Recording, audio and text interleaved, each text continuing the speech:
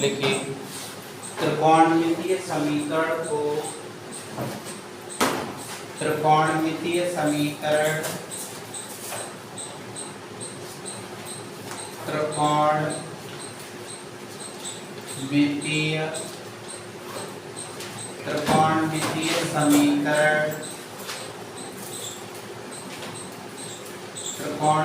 समीकरण को हल करने के नियम। त्रिकोणमितीय समीकरण को हल करने के नियम। त्रिकोणमितीय समीकरण को हल करने के नियम। इसको हल करने के दो नियम हैं। कितने नियम हैं? दो नियम हैं। ठीक है, पहले नियम को समझेंगे, उसके बाद पहला ध्यान से देखेंगे। पहला नियम क्या है उसको जरा बहुत ध्यान से यहाँ समझें।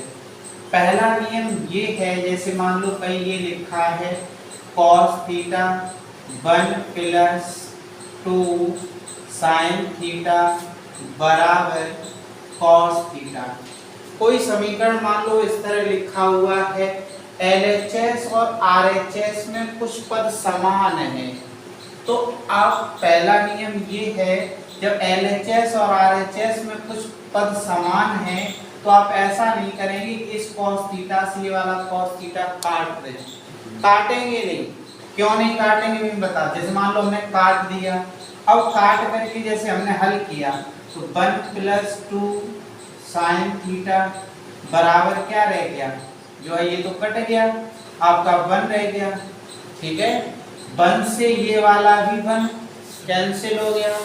अब क्या है, यहाँ पर 2 sin थीटा बराबर क्या हुआ, 0 हो गया। अब 2 का भाग लगा दिया तो sin थीटा बराबर 0 हो गया। sin में 0 का ही होता है, क्यों भाई, sin में 0 अंश का होता है। तो सूत्र क्या होता है, यहाँ पर सूत्र ये होता है sin थीटा बराबर sin अल्फा। तो थीटा का व्यापक मान जो होता है वो है n pi plus minus whole power n alpha, ये वाला। ठीक है, एक बात बताओ, तुलना करो, जब तुलना करो थीटा की जगह तो थीटा ही है और अल्फा की जगह क्या है, यहाँ अल्फा है तो यहाँ क्या है, 0 है। तो अब हम थीटा का व्यापक मान लिखते हैं। थीटा का व्यापक मान, तो थीटा का व्यापक मान जब लिखते हैं तो क्या हो जाएगा, थीटा बराबर n पाई प्लस अल्फा के स्थान पर 0 रख दिया। भाई जैसे ही हमने यहाँ -1 होल पावर n अल्फा के स्थान पर जैसे 0 रखा तैसे ही 0 हो जाएगा। तो हमारे पास रह क्या जाएगा, n पाई ही तो आंसर आएगा निकल कर। ठीक है, अब क्या है, इसको जो है जैसे अगर हम इसको कैंसिल नहीं करते, ध्यान से समझना जरा, एक तो हम लोगों ने कैंसिल करके ये हल किया ये, और अगर कैंसिल नहीं करते तो इसमें क्या है, ये cos थीटा और ये 1 + 2 sin थीटा बराबर जो है वह है cos थीटा। तो ये cos थीटा इधर ले आओ, ये cos थीटा इधर ले आओ, तो ये cos theta 1 + 2 sin theta minus cos theta बराबर 0। अब पूरे से कॉमन क्या मिल रहा है, cos थीटा, तो हमने पूरे से कॉमन cos थीटा ले लिया, तो यहाँ 1 + 2 sin थीटा माइनस 1 बराबर 0। तो अब बताओ ये 1 से ये वाला 1 तो कट गया, हमारे पास क्या बचा, cos थीटा और ये 2 sin थीटा बराबर 0। ठीक है, 2 sin थीटा बराबर 0, 2 भागम भेज दो, तो 2 हमने जब इसमें भागम भेज दिए cos थीटा और ये sin थीटा बराबर 0। अब जब करोगे यहाँ से, तो जब यहाँ से जब करेंगे तो हालांकि ये भी कर सकते हैं, यहाँ से क्या करें, यहाँ पर सूत्र बना लो। देखो जैसे हम सूत्र बना लें, यहाँ से ये भी कर सकते हैं हम क्या, दोनों तरीका बताते हैं यहाँ पर।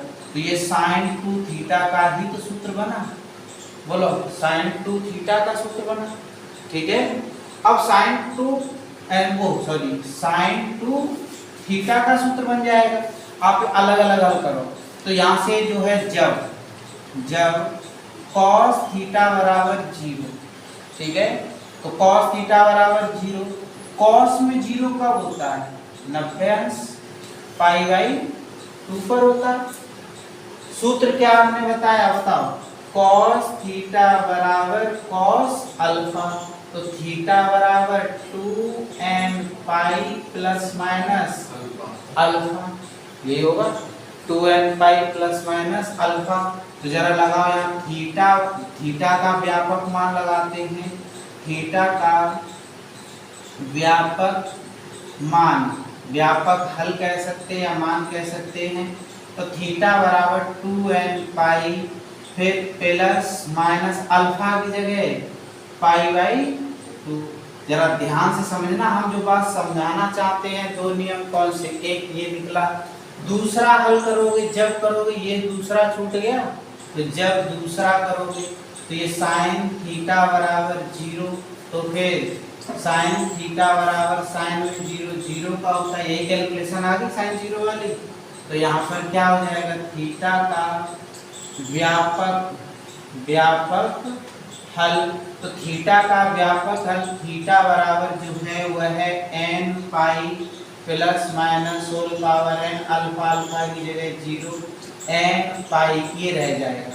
एक बात बताओ, यहाँ पर जब आपने इसको काट दिया था, LHS और RHS में पद जो समान थे, जब आपने काट दिया तो हमें एक आंसर ही तो मिला, और जब हमने नहीं काटा तो हमें क्या आंसर मिले, 3, क्या मिले, 2 आंसर जामे भाई, एक धन से है और एक ऋण से है, जुआलुमान।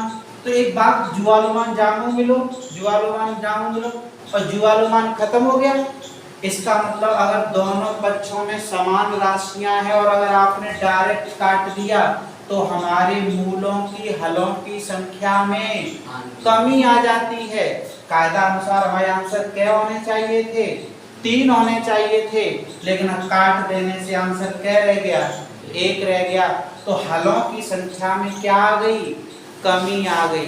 तो क्या है, त्रिकोणमिति पहला नियम ये बनता है कि त्रिकोणमितीय समीकरण को हल करते समय जब हम हल करें तो राइट हैंड साइड में और LHS साइड और RHS साइड में अगर कोई कॉमन पद है तो उसे कैंसिल नहीं करना चाहिए, काटना नहीं चाहिए। देखो मैंने जैसे यहाँ काट दिया, ये गलत है, ये प्रोसेस जो है वो क्या है, गलत है, बल्कि सही प्रोसेस ये है क्या कि काटना नहीं चाहिए, बल्कि राइट हैंड साइड से उसको इधर ले आओ और लेने के बाद उसको क्या करो, उसको कॉमन ले लो, कॉमन लेने के बाद हल करो।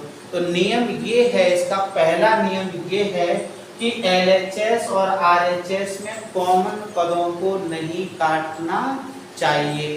कॉमन पदों को काट देने से हलों की संख्या में कमी हो जाती है। भाई 3 आने चाहिए थे, आया फिर यही, तो हलों की संख्या में जो है वो क्या हो जाती है, कमी हो जाती है। क्लियर हुआ बात। त्रिकोणमितीय समीकरण में मतलब जो है LHS और RHS में अगर कोई कॉमन पद है, हम जरूरी ना है cos थीटा ही हो, sin थीटा हो सकता है, tan थीटा हो सकता है, जो भी हो, तो अगर कोई कॉमन पद है तो उसको कैंसिल नहीं करना चाहिए। क्यों नहीं करना चाहिए, क्योंकि हलों की संख्या में कमी हो जाती है। आंसर आने तो चाहिए तुम्हारे 3 ज्यादा, लेकिन रह जाएगा फिर आंसर हमारा क्या, कम रह जाएगा। बात समझ में आ गई कि नहीं। हलों की संख्या में जो है वो क्या हो जाती है, कमी हो जाती है। बोलिए समझ में आई इतनी बात, बोलिए पहली बात समझ में आई, पहला नियम समझ में आया कि अगर त्रिकोणमितीय समीकरण में, फिर सुन लीजिए, अगर त्रिकोणमितीय समीकरण में LHS और RHS में अगर समान पद हैं तो उसे कैंसिल नहीं करना चाहिए, निरस्त नहीं करना चाहिए। क्यों नहीं करना चाहिए, क्योंकि हलों की संख्या में जो है वह क्या हो जाती है, कमी हो जाती है। ठीक है, दूसरा नियम समझिए बहुत ध्यान से। दूसरा नियम ये है, जैसे मान लो कोई समीकरण ये लिखा है sine theta plus cos theta बराबर 1 लिखा है, sine theta plus cos theta बराबर 1 लिखा है। अब हमने क्या किया, इसका दोनों पक्षों में हमने वर्ग कर दिया। वर्ग करने पर अगर हमने इसका वर्ग किया तो क्या हो जाएगा, sine square theta whole square हो जाएगा, whole cos sine square theta cos square theta plus 2 sine theta cos theta बराबर 1। ठीक है, बराबर जो है वो क्या दिया गया है, 1 दिया गया है। मान लो 1 है आपका, तो यहाँ से क्या हो जाएगा, वर्ग अगर हमने कर दो, चलो यहाँ पर हमने 2 मान लिया, 2 मान लेते हैं यहाँ। तो अब हमने वर्ग कर दिया, तो ये sign square theta plus cos square theta क्या हो गया, 1 हो गया। तो यहाँ भी बना रहा है, इस वजह से हमने अल्पविराम कर प्लस, ये सूत्र बन गया साइन 2 थीटा, ये 1 और यहाँ से जो है साइन 2 थीटा हो जाएगा। तो यहाँ देखिए क्या करते हैं, ये लेते हैं sign theta plus cos theta बराबर 2 लिए।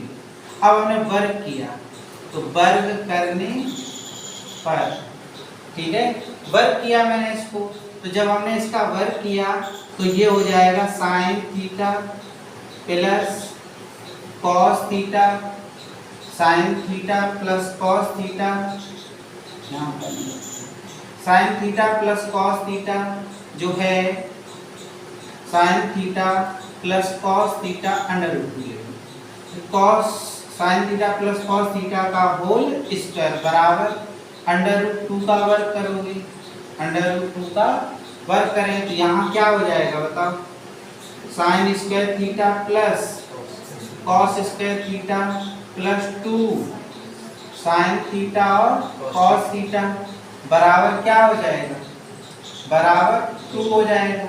अब बताओ sign square theta plus cos square theta क्या हो जाएगा, 1 हो जाएगा।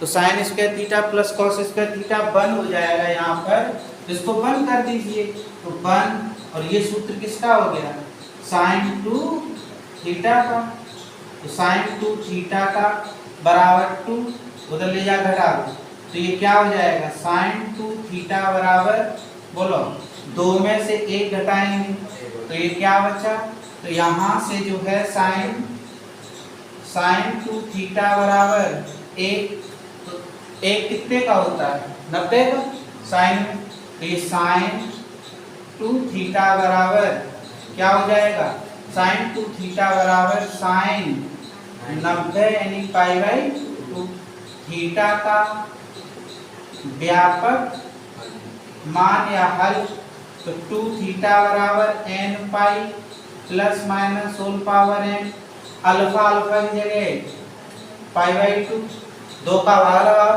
तो ये थीटा बराबर n पाई बटे 2 plus minus whole power n, और ये π/4।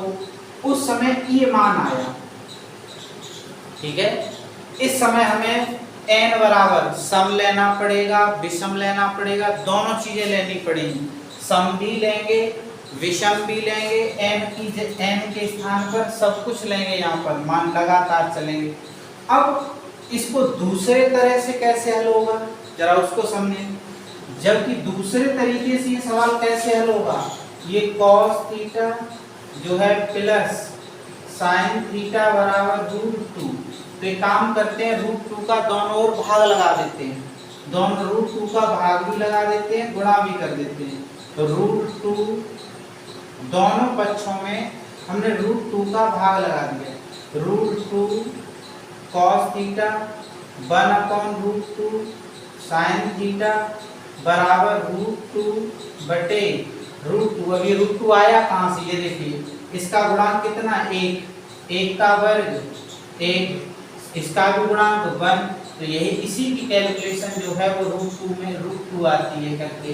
तो अब ये सूत्र, इसको हम cos में क्या लिख सकते हैं, cos π/4 और ये cos थीटा और ये साइन 45 π/4 और ये sin थीटा ये कितना रह गया 1 रह गया। तो अब देखिए यहाँ से क्या होगा कायदा अनुसार, तो अब ध्यान से देखिए सूत्र किसका है cos थीटा माइनस π/4 का, ठीक है। cos थीटा माइनस वही a माइनस b का सूत्र है बराबर ये cos में कितने का है सूत्र cos 0 का है। अब व्यापक हल लगाइए, तो व्यापक